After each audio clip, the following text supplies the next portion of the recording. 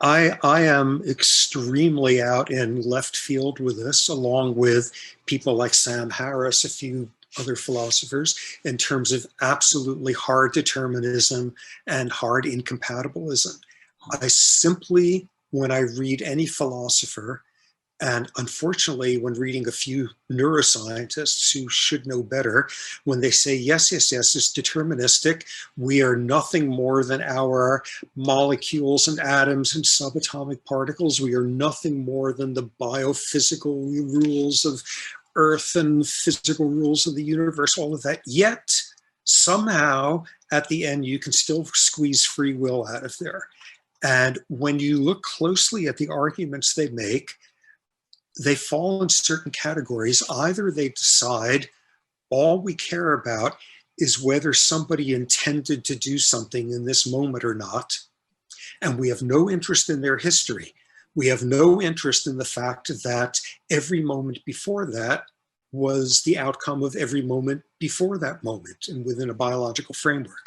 Or they'll say, well, if it looks like there was no free will in this person's action just now, there is free will, but it happened before. It happened before, or it happened in a different part of the brain, or it didn't happen inside the brain. It happens between brains in social interactions. And these are all these styles of arguments that people make. And I'm not trying to sound sarcastic, but when you look closely at what every one of these compatibilist philosophers is saying when they say, yes, yes, yes, of course we are nothing more than molecules. Yes, yes, we're existing in the 21st century. We're not medieval alchemists. Yes, yes, but somehow there's free will.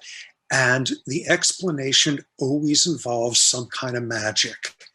Like if it's not, it's some kind of sophistry, it's some kind of logic trick, it's some kind of hand waving, it's some kind of magic. And an awful lot of these times, what these people are saying is, no, no, no, of course we're not saying that something happens for no reason.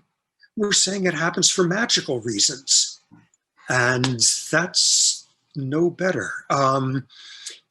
It's by now sarcastically, a huge percentage of these papers from these philosophers talking about free will who were trying to incorporate neuroscience, basically their paper comes down to 3 sentences.